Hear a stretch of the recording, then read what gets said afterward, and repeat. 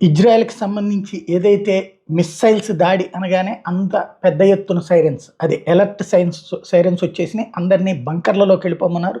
Safe హౌసెస్‌లోకి వెళ్ళిపోమన్నారు. చాలామంది వరకు అట్లా వెళ్ళిపోయారు. ఈవెన్ భారతీయులు కూడా ఈ మధ్య కాలంలో భవన నిర్మాణ కార్మికులుగా వెళ్లారు. ఎందుకంటే ₹4,00,000 జీతం వస్తుందని. ఏదైతే వాళ్ళు పాలస్తీనా వాళ్ళని ఆపేసి మన వాళ్ళని తీసుకున్నారు. అందరినీ కూడా బంకర్‌లోకి వాళ్ళకి పంపించేశారు. అయితే ఎప్పుడైతే ఇన్సిడెంట్ అంటే వ్యాపార సంస్థలు అన్నీ మూసేశారు. కొద్దిసేపటి తర్వాతన అవన్నీ దారిలోనే ఇంటర్సెప్ట్ అయినాయి. అంటే దారిలోనే ఆపివేయబడ్డాయని తెలిసాక యథావిధిగా వ్యాపారాలు తెరిచేశారు. అందరూ వచ్చేసేయడం అయిపోయింది. సైరన్‌లు వచ్చినప్పుడు అలర్ట్ అవుతున్నారు. అంతకుమించి భయం తగ్గిపోయింది. బట్ ఒక పానిక్ బయ్యింగ్ అంటారు. అంటే మనం కరోనా టైంలో గుర్తుంది కదా!